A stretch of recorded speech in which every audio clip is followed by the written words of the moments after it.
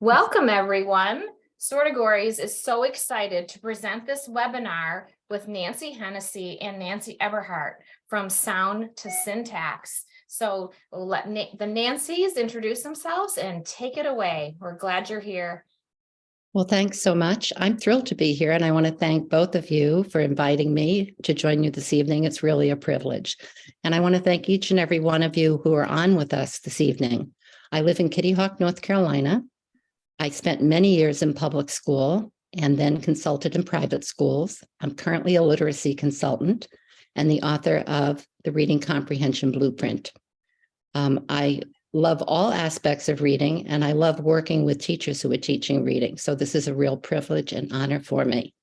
And recently, I've been partnering with Nancy Eberhardt on a few projects, so she can speak to that. Thank you, Nancy. And I think the person that I'd like to thank, two people that kind of brought us together is Dale Webster, who is the CAO for CORE. For those of you who may be familiar with CORE, they provide professional development and a lot of wonderful material. And he thought it might be, I've known Dale for decades, and he was working with Nancy and thought we might be good thought partners. And who knew what that was going to be? But for me, it's been like a wonderful personal PD series for months now, and sort of led to us getting together for this evening. I also would be remiss not to also mention another thought partner I've had for years, which is Margie Gillis from Literacy How, and part of what we'll be talking about this evening is based on the work that she and I have done on syntax as well. So without further ado, and if anybody has more questions about who we are, you can ask those questions in the chat. I wanted to talk about why we titled this session Sound to Syntax. And the reason is that unless or until students are, in other words, why didn't we just call it syntax? Because that's really what we're going to talk about a lot. But we wanted to be mindful that without a solid foundation in accurate and automatic word recognition and understanding that words have meanings and we need to understand that, of course, we're going to learn that syntax helps us learn word meanings. But without looking at the full array of layers of language to be learned, we will not help students become the fluent and comprehending readers that we are striving for. Cheryl and I, in our work on Sortegories, tried to capture this grid in a different way. And let me see if this is going to work. And taking you to our website where you can go there after the webinar if you would like to learn more about this. And in particular, I want to scroll down to this layers of language explanation, because what we're going to be talking about is just what I was saying, is that if you take a word and you go through each layer from phonology to syntax, each layer helps add another dimension that makes builds that reading circuit, and we can't leave out any of these parts, and it's very easy to do that if we don't have a model or a schema in mind. So, Cheryl. Oh, sorry, someone is asking me if I will enable the closed captioning, but I don't think we can do that unless we did it beforehand. So the format of tonight's session is going to be an informal question and answer. And what we've done is we've collected some of the most common frequently asked questions about syntax and reading comprehension. And we're going to ask Nancy and Nancy to help us out with deepening our understanding. So we're going to start off with the first question. And we're also inviting you to put questions in the chat, which we're happy to insert those into the presentation as well. So the first question is, where does syntax fit in learning to read? Yeah, and I'm going to take on this question. And we're going to be talking about what we know about skilled reading. What are the models? What does the research tell us about how we arrive at skilled or proficient reading? So in doing that, we're going to visit the reading rope, the simple view of reading, and then we're going to be taking a look at how we build meaning, a progression that we'll be using throughout this evening's conversation. All right, let's move to the next one. So of course, I'm sure many of you, if not all, are familiar with Hollis Scarborough's reading rope. It's a visual metaphor that conveys to us what it is that goes into skilled reading, both the components of word recognition as well as language comprehension. Each and every one of the strands of the rope, independent but interdependent, working together in concert so that we can read word and make meaning. Any one of the strands of the rope frayed, then reading, skilled reading, is in jeopardy, will not be accomplished. And of course, when we think about where does syntax fit, as we take a look at language comprehension, we build on our oral language. Language structures are particularly important in terms of making meaning. So here we have syntax represented along with semantics. We can also take a look at, next slide. We can also take a look at the simple view. So as we think about the simple view, we know that we have two components or factors, all right, that equal reading comprehension, AKA skilled reading. And these two components certainly are the word recognition aspect, so that lowers the lower strands of the rope, for instance, as well as language comprehension, again, building on oral language competencies so that we're able to make meaning. Now, Goff and Tummer came up with the simple view in 1986, and they knew it wasn't quite so simple.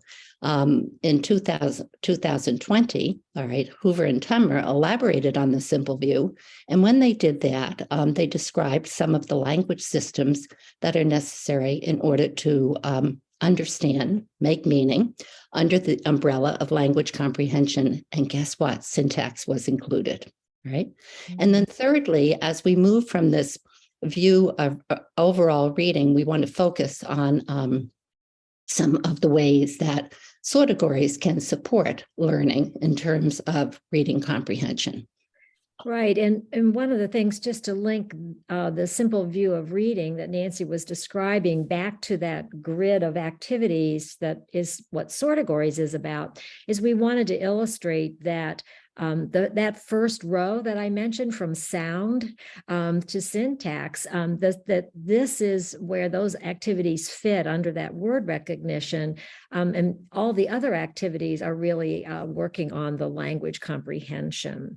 Now, Nancy, I think this is the one you were waiting for. Yes. And so as we think then about skilled reading, proficient reading, with a focus on reading comprehension, on making meaning, we can begin to think about how we actually build meaning within text, right?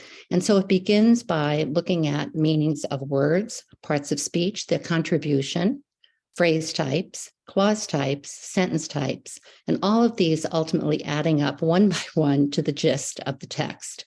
What is particularly important to note here is we're not just talking about the labeling of these building blocks, we're talking about their function or their jobs. How, in fact, do they contribute to meaning as we build overall meaning within the text? So, for example, with a part of speech or word, what question does it answer? And Nancy will be talking a great deal more about that. But a noun, for instance, answers the question who or what. So a focus on meaning. Right. Thank you. That was really helpful to kind of lay down the basics. So let's talk about evidence. What evidence do we have that syntax instruction makes an impact on reading comprehension? Yeah, I think this is a particularly important question, given the fact that we are now focusing on the science of reading and how what we do in classroom then relates to the science. And so we can turn again to the work of Hollis Scarborough. And in describing that reading rope and the work that she had done around the reading rope, she clearly said to us that we have to have in place a knowledge of syntax. So she speaks here to the fact that even if the pronunciation of all the letter strings in a passage are correctly decoded, so there's your word recognition, the text will not be well comprehended if the child does not know the words in their spoken form, cannot parse the syntactic and semantic relationships among the words, and so on. And she also is focusing here on the fact that reading comprehension deficits are essentially oral language limitations. So again, pointing out the importance of these language systems in building from oral to written language. Kane and Oakhill also, in talking about the levels of language processing that are necessary in order to make meaning of text, speak to the fact that the reader has to, at the sentence level, work out the syntactic structure and sense of each sentence. Now, of course, neither Scarborough or Kane or Oakhill are forgetting about those other strands of the rope or those other levels of language processing that, in fact, Sortegories addresses. All right. That's perfect. One of the things we want to make sure when we're talking about the science of reading is that we don't limit ourselves to decoding, right? So that's partially where the name came from for this talk, was from sound to syntax. Absolutely. So we have another question about evidence. Yes. So just a little bit more on evidence. Yes. All right. We wanted to also share that there really is a consensus from a number of researchers and research studies about the importance of sentence structure or syntax, recognition as a significant contribution, a contributor to students' comprehension of written text. And then lastly, thinking about this from the individual point of view, this is Paulson and Madsen saying to us these individual differences in the ability to establish sentence meaning from syntactic information are related to text comprehension. So oftentimes the student who is a poor comprehender may, in fact, be having difficulty with the syntax of the text with sentence comprehension. And I think we forget about this very often. Right. That's a good point. Sentence level writing, sentence level reading, we go right to the bigger chunks, and sometimes we're not taking it at the sentence level. That's great. Thank you so much. Okay, so now how do we know? What assessments are there for syntax? How can we get more information? Yeah. So I think when we think about assessment for reading comprehension, oftentimes we're thinking about the standardized or state level assessments that we give to our students. And we have to keep in mind that those are kind of big picture view of what a student is able to do. They're very focused on an outcome or a product. But in order to understand what's going on with the student in terms of comprehension, which is quite complex, we really have to be looking at all these different contributors, such as vocabulary, such as sentence comprehension, and so on. So one of the things that I wanted to convey, and Nancy and I wanted to convey this evening, was as we think about syntax itself, certainly we can think about some of the screening and progress monitoring tools that are used, DAYS, MAYS, and I think a fairly new tool called Cubed, which is also a screening and progress monitoring tool, but it does have a focus on language comprehension, which is interesting to think about. But given that, when we know that the student is struggling based on some of those screening tools, for instance, that we use, what then can we do to dig a little deeper? And what I've represented here, or what we've represented here, are some diagnostic tools ranging from formal diagnostics to less formal or informal diagnostics. So we can turn to some of the tools, for instance, that speech and language pathologists often use, such as the Comprehensive Assessment of Spoken Language, the CASL-2.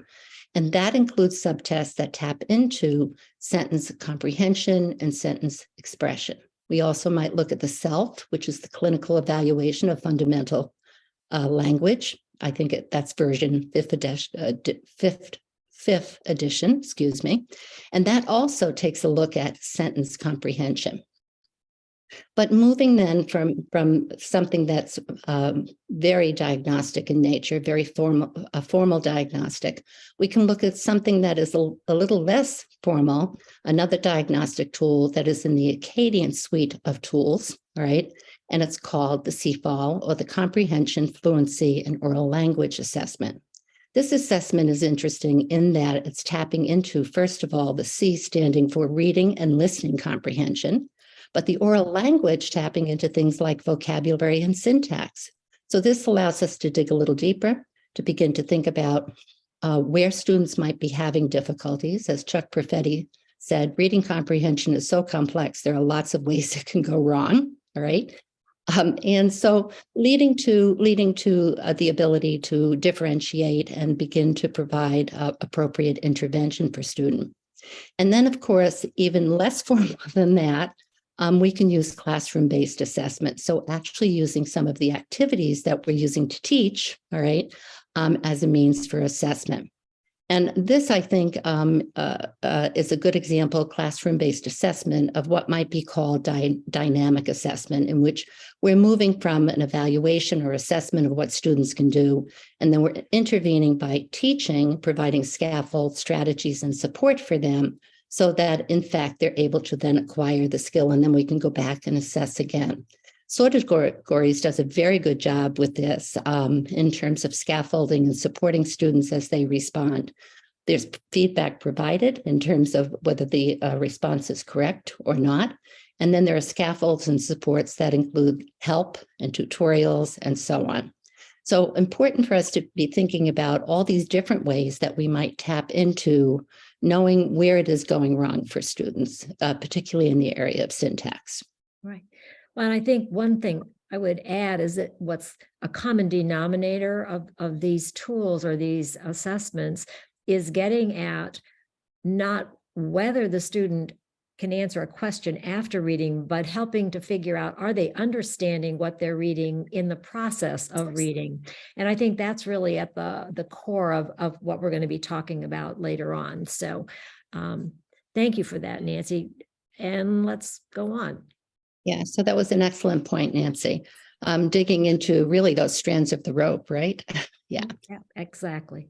So I love what you said, Nancy, about dynamic assessments. And I think as teachers, you know, we're somewhat programmed to defer to the speech and language pathologist, which I fully understand and respect, but we also have to realize that we have a lot of information if we start noticing it as really important diagnostic information. So I think as we continue, that might make more sense.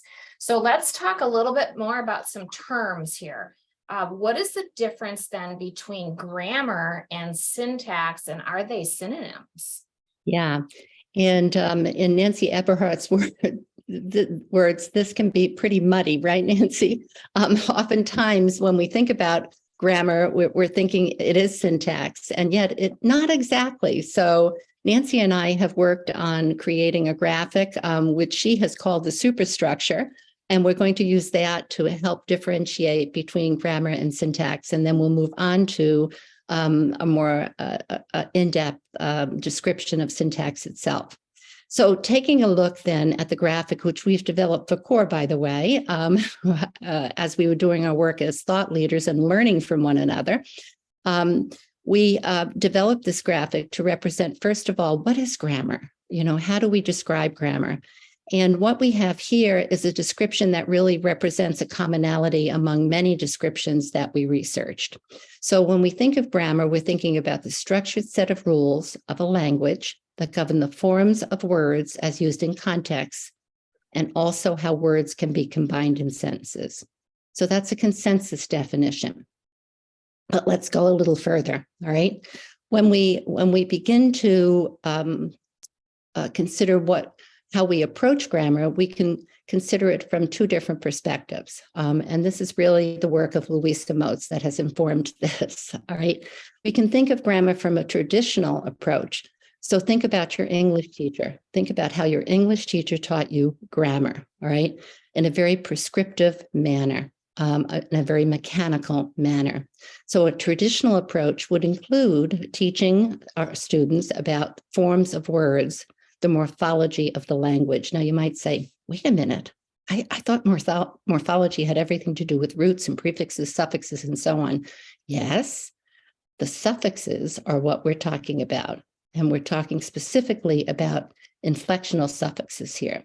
So consider the fact that when you add ed, ing, s, and es, all right, to words, those are inflectional endings, we're doing something in terms of changing what? Tense, past tense, progressive, as well as indicating that a word is plural.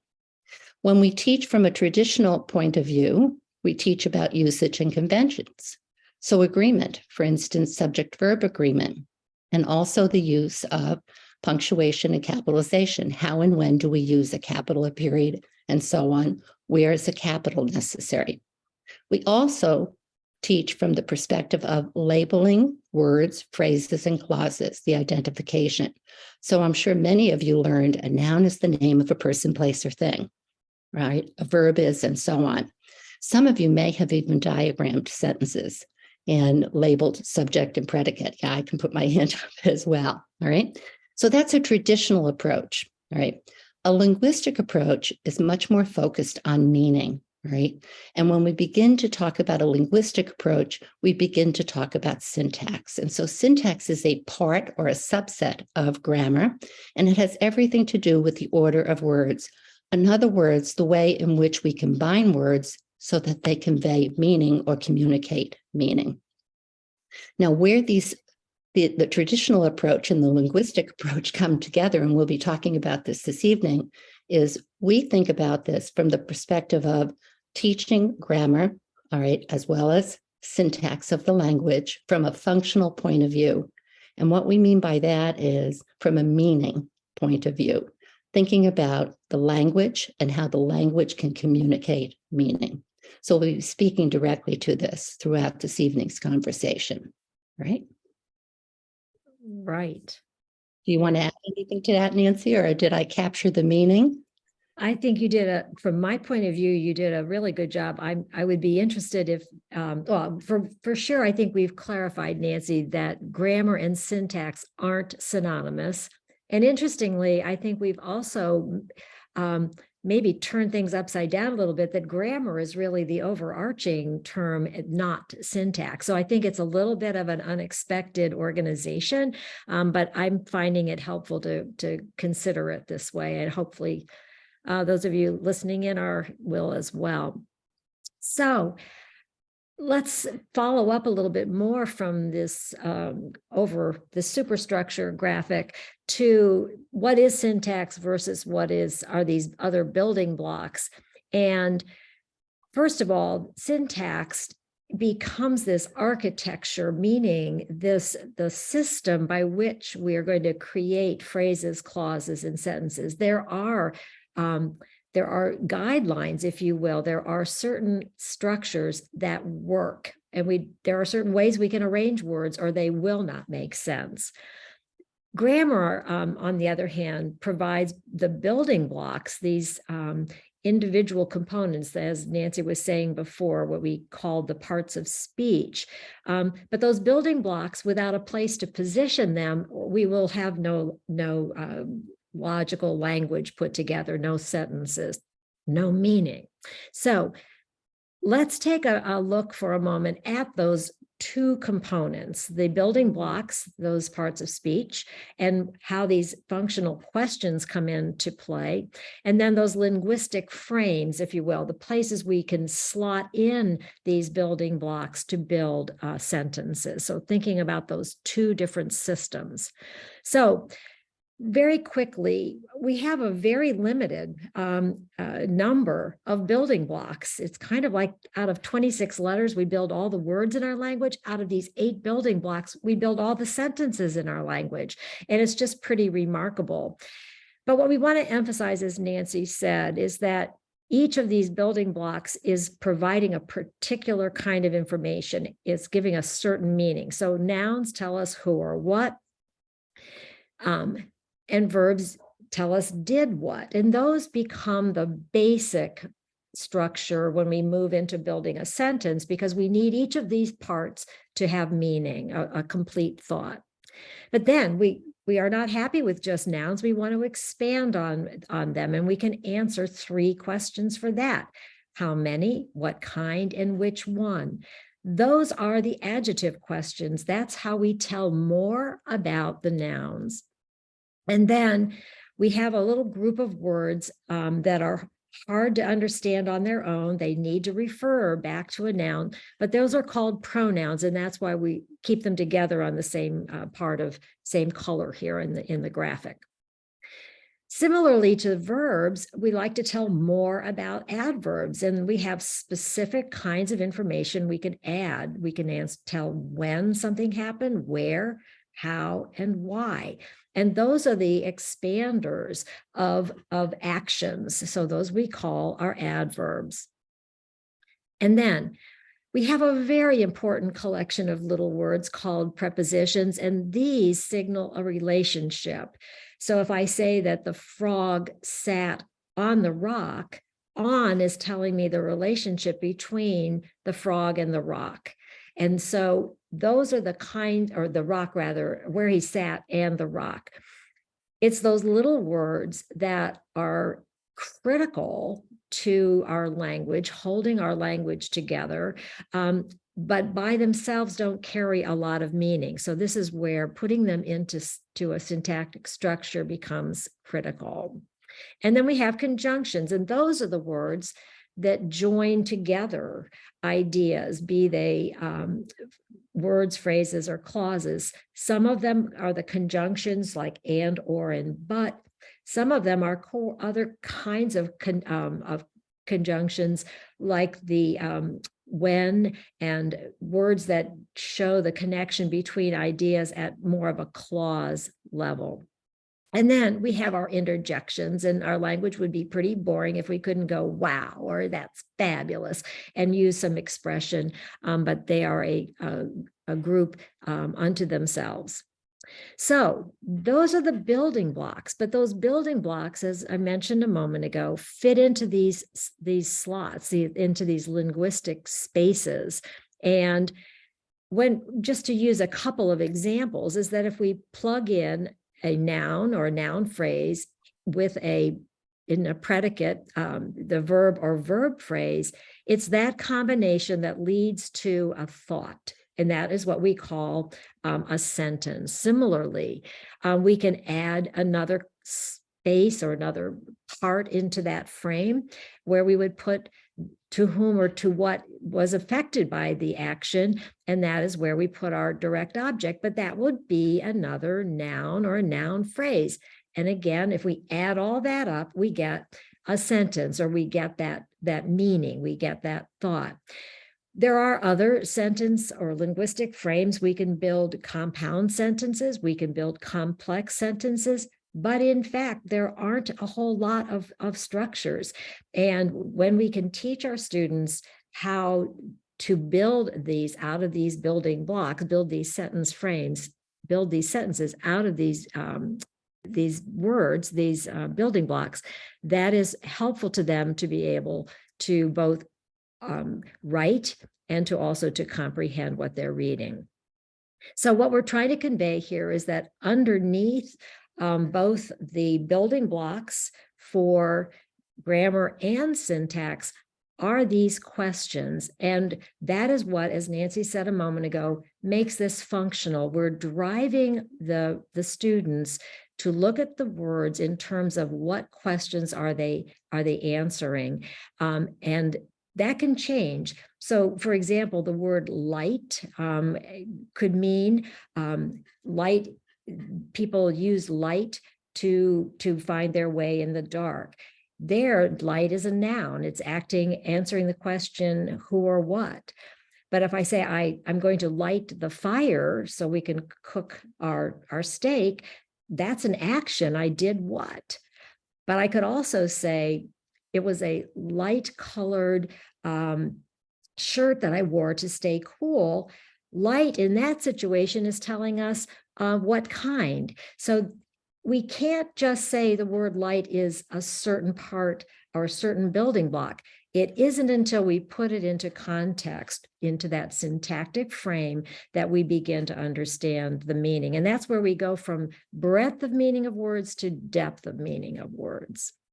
So we have another question.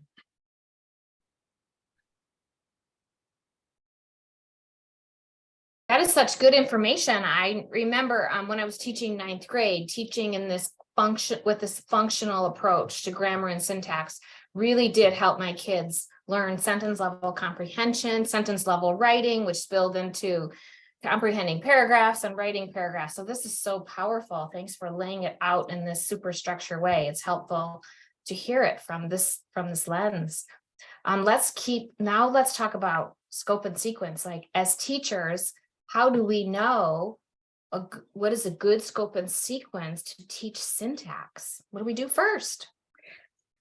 Well, as we just saw, there's a logic to how we might put words together, which leads us to a logic for how we might teach it. So we can build that very basic sentence where we would logically start is with nouns, those who or what's, and did what's, or the verbs. And once we have those, we can make little sentences. The cat sat or the dog barked. I mean, we've got ammunition right away. And then we would build from there to expand on the namers or the nouns, and then we can expand on the verbs with those adverbial questions. And if we keep moving in that direction, there's a logic to this expansion. So I think first think there isn't a perfect sequence, but there is a logical sequence, and trying to relate the questions around the words is where we would recommend you start. The second big guideline is in the second bullet point. And just to summarize that, a lot of what's going to drive the sequence is the text that you're going to be using, because in fact, we can take any book, which we're going to illustrate in a minute, a few books or a few pieces of text can become the material that you're using to make the grammar and syntax make sense and actually to be applicable or to be functional. So one of the things that we would recommend is that you incorporate this, what we're going to get to in a little bit soon, some of the instructional principles to the text that you are using. So first, keep it logical in terms of that expansion and adding on of the building blocks. And then do that using the text that we're putting in front of our students, or that they are listening to, because a lot of this can be done initially as a listening level task. Nancy, would you want to add anything to that? Well, I think the integration of both reading comprehension or sentence comprehension along with sentence writing, I think is extremely powerful for students, and it's a missed opportunity if we don't do that. Yeah. And I think as a resource for that, I'm glad you reminded me of that. The Writing Revolution does a lot to explain how that relationship between writing about what you're reading and pulling information out in this organized way is really a powerful way to get to comprehension. Yeah. So. Thank you. That is very helpful. So let's get to it. How do we teach syntax? Well, there are a couple of key points that we'd like to hit upon tonight. First of all, we are going to emphasize and encourage function first, label later. We'll take a look at that in a second. Just like anything else that we're teaching in the world of literacy, we need to teach it explicitly and concretely. But how do we do that with these building blocks? We're going to take a look. We're going to use these questions that we've been talking about a lot to scaffold language processing. And then last but not least, but really most critically, we're going to be practicing and processing using the oral language and text, as Nancy was just saying. So let's take an example. These three sentences have something in common. Take a moment and read the word or phrase or clause in green.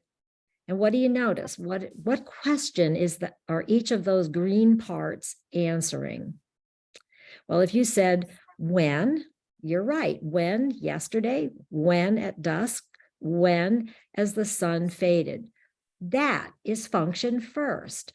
But once we do that, it's not a big step to then label it formally that word is an adverb because it answers when. This phrase at dusk is an adverbial phrase because it answers when. And as the sunlight faded is an adverbial clause because it answers when. What's different is the structure of those. One's a word, one's a phrase, one's a clause. But by going first to the meaning, that is where we help with comprehension. So how can we teach this explicitly and concretely? And I pulled out one example. This is actually from the Literacy How series and the book Syntax, appropriately so this evening. And let's talk about teaching pronouns and how those we go from those words to what are they doing in our text. So first we would display the words and be sure that the students can read them. That's a whole nother lecture, which we won't get into right now. And then we display a picture and identify the who and the what of that picture. And this would be the dog sat. Now what we want to show explicitly and concretely explain that one of the words from our pocket chart, that is the pronoun, can take the place of the noun. And we literally, concretely, and explicitly cover up the dog with the word it, and that is the connection. That is what we mean by teaching explicitly and concretely. That would be the first step. And then we can just to show another example, now we can take two pictures and we end up with two little sentences. And now we can show students that we can replace the dog in one sentence with the word it. And now we're teaching pronoun reference. What is that it referring back to but the dog? And this is very, very, very concrete. And that's what we mean by concrete and explicit. Nancy, you want to take over on building meaning? I do. So as we think about using these questions and as we think about building meaning, we can do this, first of all, by using pictures to prompt oral response to the picture itself. And we want to always be thinking about the fact that oral language is the foundation here. So we want to develop syntactic awareness and syntactic knowledge orally, and then we can move certainly to text. So this is an activity that is in an activity and resource guide that Julia Salomon, a colleague, and I are developing as a supplement to the Reading Comprehension Blueprint book, which certainly has a chapter on sentence comprehension and includes activities as well. So taking a look at this, how might one use this? Well, obviously, one would have taught the different parts of speech and words cumulatively over time, but we can simply use a picture, have our students look at the picture. We might model initially, and then provide an example such as this, and have conversation with our students using the guiding questions. Here they are with a focus on function, right? And I've represented a structured sentence organizer that perhaps the teacher could fill in, or it could simply be just oral response to the picture. So who or what is this picture about? And some responses might be, oh, this is this picture. Who do I see in this picture? Oh, I see dogs, I see puppies, all right? And students might use different words. What are they doing? Oh, they're sleeping, they're napping, they're snoozing, right? How many puppies do you see? Oh, I see two, all right? What kind of puppies are they? Well, they're kind of fluffy or shaggy, or you might even say sleepy. And where do you think these puppies are? Oh, they're on the bed. Well, how do you think they're sleeping? Soundly. Well, maybe they'd say that. Quietly, maybe. And when do you think they might be sleeping? Well, I sleep during nap time. Maybe they're sleeping during nap time. So using pictures as prompts to build meaning, all right, to convey the sense that the questions connect back to, all right, what is being represented in the picture. And then ultimately, what we want to do, we want to move to text. So on the next slide, we're moving to text. Okay. So here we're building meaning by using decodable text. So as our children acquire word recognition, word proficiency, and they're reading, we hope, independently, these are words that they're able to work with. They've been directly, explicitly taught. We can pull sentences from the text and we can have the same kinds of conversation with our students about the particular sentences that they then can read. But then the sun dims, thick fog sets in on the path, all right? Well, what did the sun do? Oh, I guess it dims. All right, what sets in? Oh, thick fog, right? And then the third question, what phrase tells where? Oh, this is happening on the path. So again, segueing from the use of oral language pictures to decodable text, the text that the students are using. All right, concurrently, all right, we can be using read alouds, all right, because we certainly want our students, while they're acquiring word recognition, to also be hearing the language that's represented in authentic or age and grade appropriate text. And we can do that through a read aloud. And once again, we're relying on our questions. So this is a very nice little read aloud used early on with students. Chrysanthemum, it's about a little mouse, right? And on the first day of school, Chrysanthemum wore her sunniest dress and her brightest smile. So again, this is an activity that will be in our activity and resource guide that we're in the process of writing, all right? And so we can ask our students as we're reading aloud Chrysanthemum with them, based on this particular sentence, which word answers who this sentence is about, right?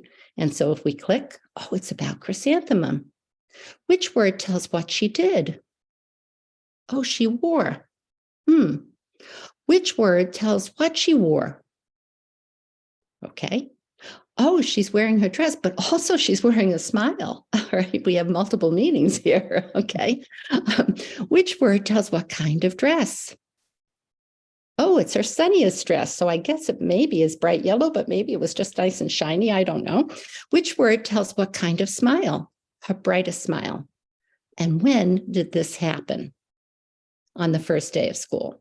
So using a combination, picture, decodable text, read aloud for that practicing and processing, because we always want our students to be applying what it is that we're teaching them about, that we're directly, explicitly teaching them. Okay. Right. And again, tying this back to the scope and sequence question, you can see that it isn't so much about the order of what we're doing, but that we're able to apply this across different texts and contexts. And I think that's a huge factor. Just one more part to this, and that is we want to also try to use these question words to help students organize their language to either orally answer or in ultimately writing answer. So if we look at the question, when did Chrysanthemum wear her sunniest dress? We notice that the question word when should now be ringing a bell, that my answer had better be about what? Something to do with time. And so this process we're illustrating is a kind of question answer transformation, in that if I take the rest of that question, Chrysanthemum wore her sunniest dress, and replace the word when, the question word, with the answer, I now have a complete sentence as my response. And it's that oral language, or it could be in writing as well, where we're showing students that understanding what the question is asking rather, is answered by the particular groups of words or groups of words that answer that question. And this becomes a very powerful common denominator, as I said earlier, across the activities and the learning. So, Cheryl. Thank you. That's really helpful. And when you start teaching like that, it'll just become part of your kind of your inner questions that you start asking. It is a game changer. It is a game changer in the classroom. You're really doing close and critical reading constantly at the sentence level. We think of close and critical reading as something we do with larger pieces of text. But if we don't start doing it at the sentence level, how will they understand that at the paragraph or more complicated text? So thank you for that. That was really very helpful.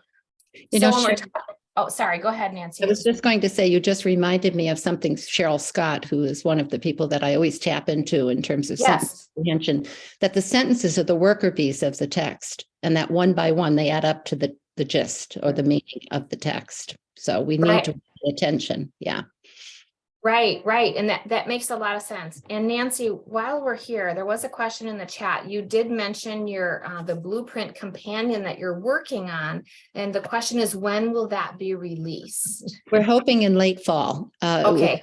Brooks Publishing, and we're hoping in late fall. Thank you for the question.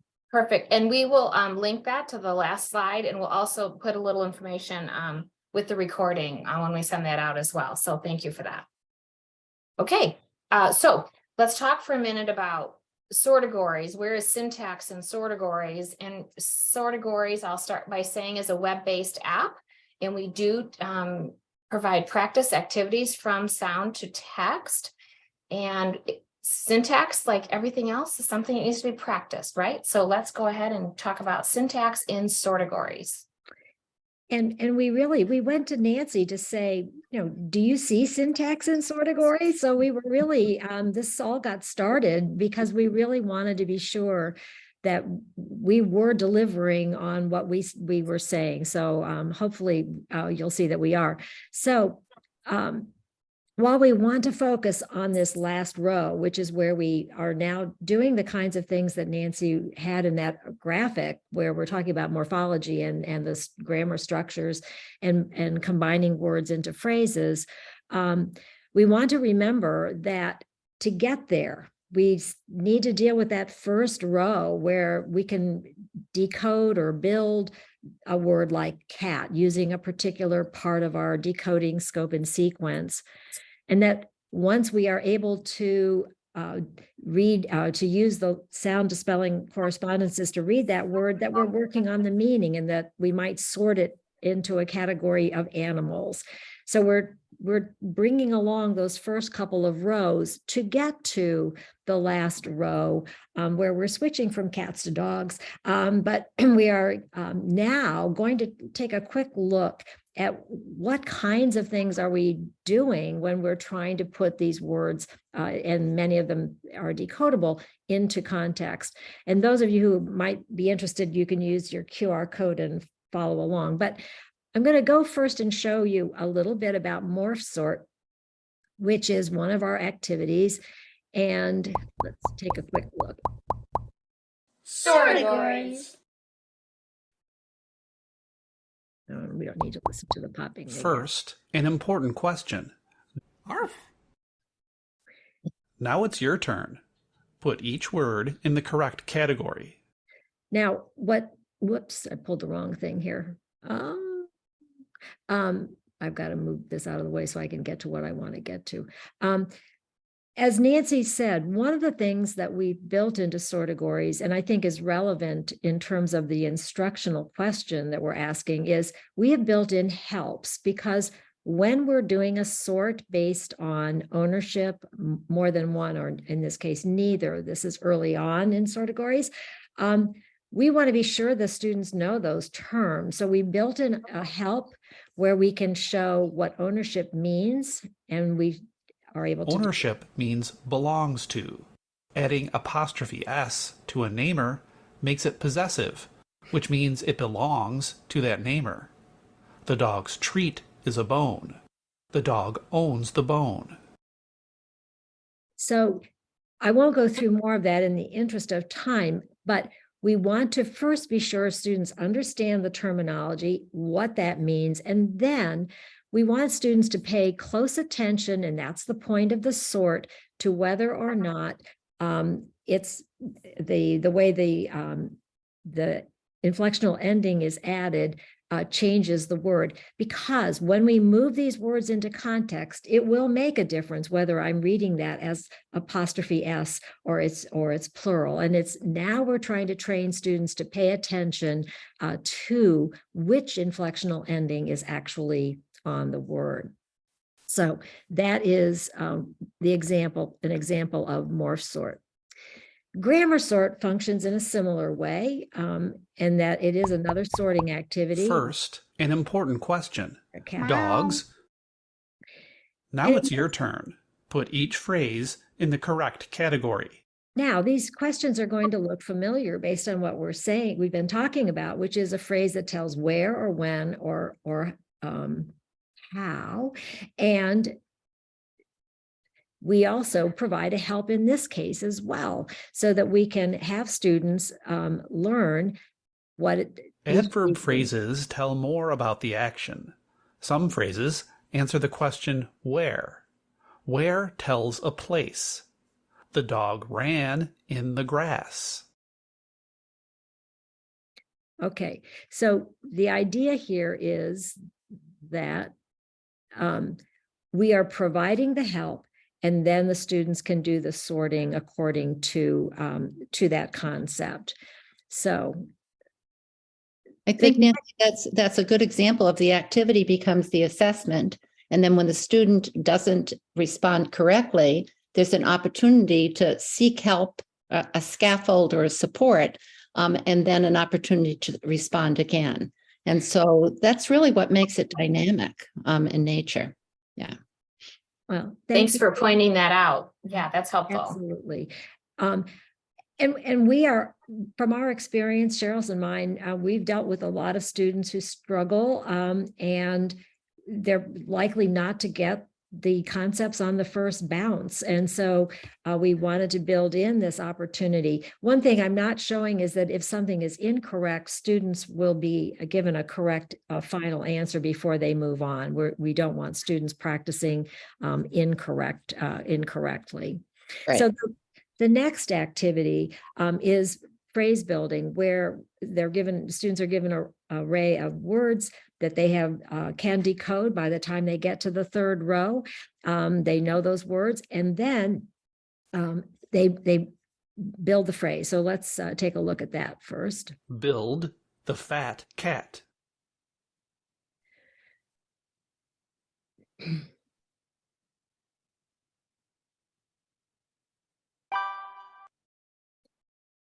And that's part one. But the critical part to us is not only can you build the phrase, which works on sequencing the words correctly, but now can you answer what is that phrase telling us? What question does this phrase answer in the following sentence? The fat cat climbed slowly up the tree.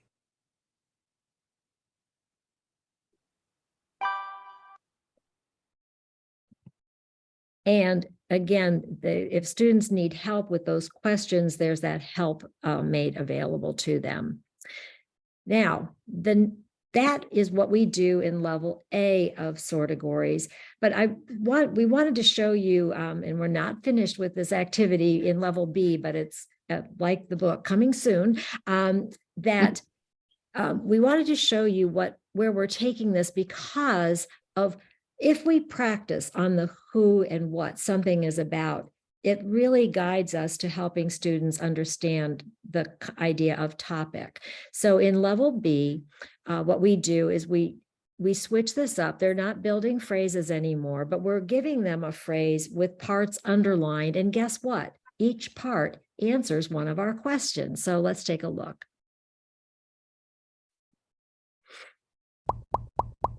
First, an important question. What word or phrase answers did what? Now, I want to make a comment. Why is this underlined by phrases important? What we're trying to do is not only have them understand which part is answering this question, but to begin to read in meaningful clusters of words. Sometimes it's a single word, sometimes it's multiple words. But when we start to think about the meanings of words in this way while we're reading, we're doing that language processing that we're trying to get students to do, rather than just reading, going from print to speech.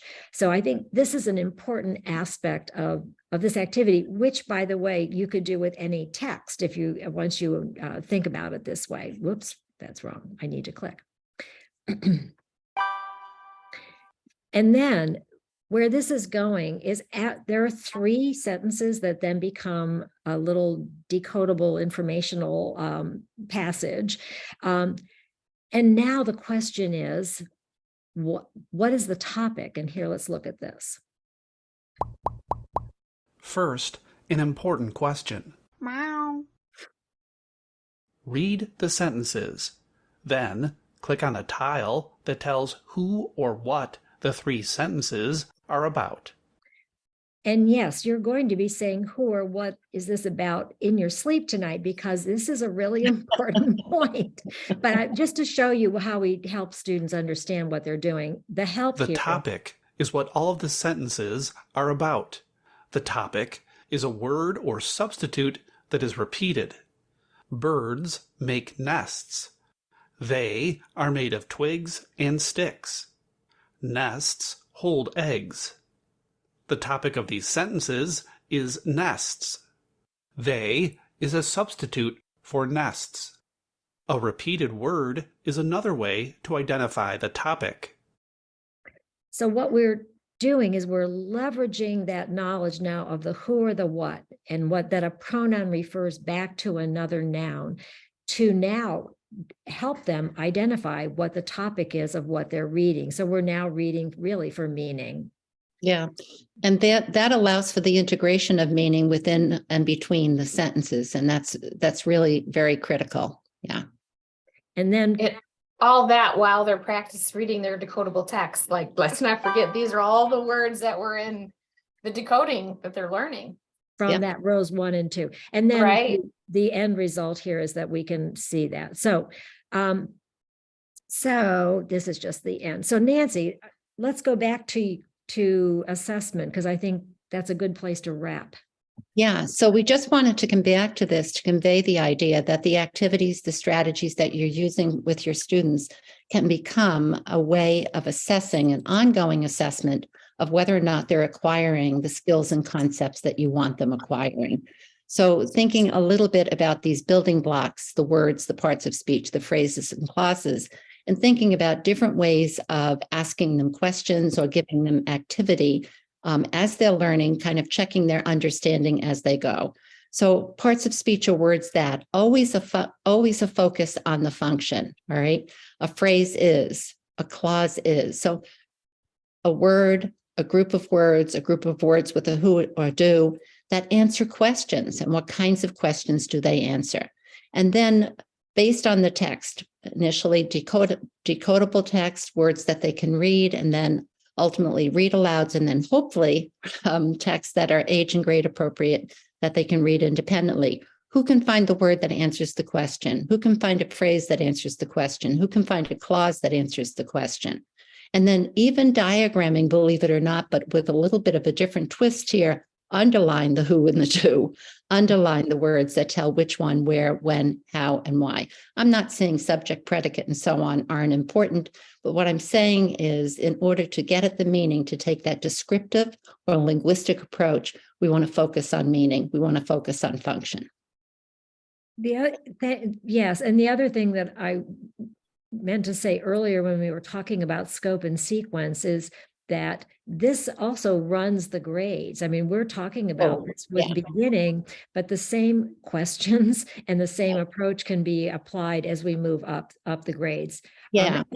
Right. Yeah, within the blueprint, the examples that I have and that we'll have in the new activity book are going to run the grade. So all the way from decodable as being foundational and then moving into age and grade appropriate text. Absolutely. The questions, we can tweak them a little bit as students come into maybe middle grades, but they basically are the same. Yeah. Cheryl. So powerful. My last teaching assignment was 9th grade special education, and the kids used to mock me, and they could be mocking me with worse things, but they would say, I know you're going to ask us who did it. What did they do? Then they started asking each other, who did it? What did they do?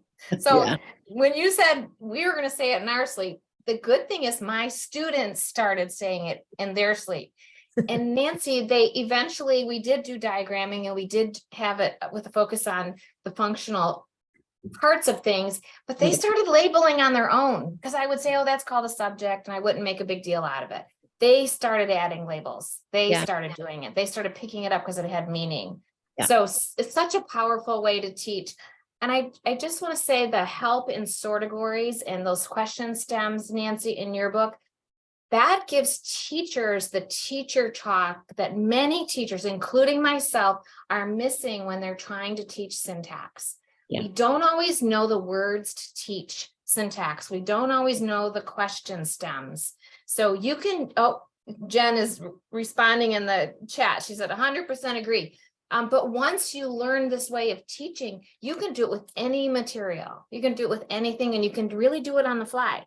So low prep, we like that. Low prep, high outcome. So so let's talk a bit more, though. How can we learn more about syntax? How can we do it? We talked about the word knowledge network, and that is on our website, and that's really going from sound to syntax. So we want to just drive home again that they have to be able to read the words, right? And that's our row 1, decoding. Row 2 for us is all about vocabulary. So they need to know what the words mean.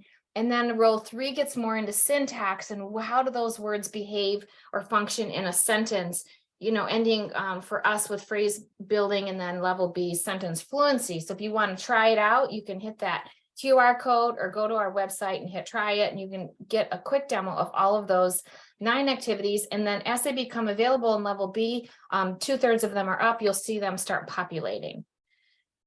In addition, we are chock full of resources, and there will even be more in the newsletter that we send out.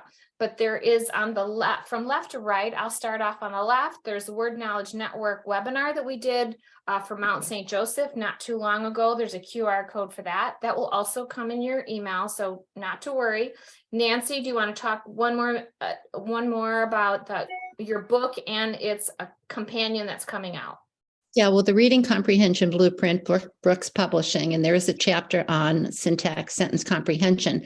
But the book that we're working on, Julia Salamone and I, is very much focused on additional activities, resources for the actual teaching. So it will run the gamut in terms of grades, as Nancy Eberhardt said, and hopefully will be published late fall.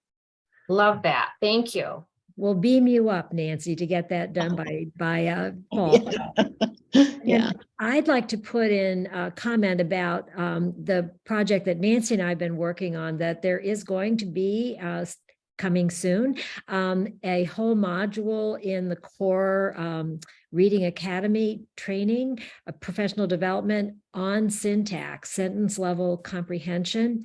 We're really excited to be bringing a lot of these ideas together in that. And then, as I mentioned earlier, the Literacy How professional development group headed by Margie Gillis we've written the book, but they've also turned the book into a professional online course, professional development online course, which goes into some of the content and concepts that we've been sharing this evening. So there are a number of ways to go deeper into these various concepts that we've been talking about. So that's excellent. I was giving examples of teaching in 9th grade, and we were talking about all grades, but we have a kindergarten teacher who just wrote in the chat, hey, we can even do this in kindergarten. We started on the board together. They weren't quite sure, but their eyes lit up when they got it right. Of course, imagine those kindergartners getting, I say to my granddaughter, you can do hard things. Well, kindergartners can do hard things too. So we do have a YouTube channel. And it has a playlist, it has different playlists. One is webinars, so you can go and get lost in webinars. There's another playlist that's worth going, even if you're just having a bad day. Go to the kindergarten playlist on Sortegories and watch the kindergartners. They're just so much fun just to watch them light up when they get it. So thanks for sharing that, Jen. We love our kindergartners, and we love how excited they get when they get it. So if there are other questions, you can unmute yourself. You can write them in the chat. We'd love to hear from you. We'd love to answer your questions. We thank you for helping us get the word out on social media, because I know many of you have helped us get this word out, and we really appreciate that. Our contact information is here. Nancy Hennessy, we can't thank you enough for being with us. I love that Nancy and Nancy were thought partners, because I got to learn from these two magnificent women. And I want to give a shout out. I'm giving people a chance if they want to put things in the chat. I know we're running late, but I want to give a shout out to people that have come not only from the United States. We have people from Canada, Vietnam, Australia, and New Zealand. And there might be more that I don't even know about, but I thought those locations were remarkable. So if there's any other questions, or thanks, Team Sortegories, such a great webinar. Thank you so much. If there's any other comments or questions, you can unmute yourself. You can put them in the chat. I know it's getting late. We so appreciate you being here. And Nancy Hennessy, we can't wait for that companion book to get out, so you get off this computer right away and start writing. No rest for you. no pressure. No pressure, no rest. Right. New Zealand is saying thank you. Great webinar. It's sunny from sunny New Zealand. It's dark here. Oh my goodness. Oh, good. We're getting lots of chats, and people are waiting for that comprehension. Oh, they're loving the comprehension blueprint. So that's a really good comment. Thank you. Oh, that was from Pam. Okay, thanks, Pam. Pam put a note in the chat about the article that Nancy mentioned. about the worker bees. I appreciate that. So Oh, yeah. Yeah. thanks for being here. I'll stop talking in case somebody wants to unmute themselves and ask a question.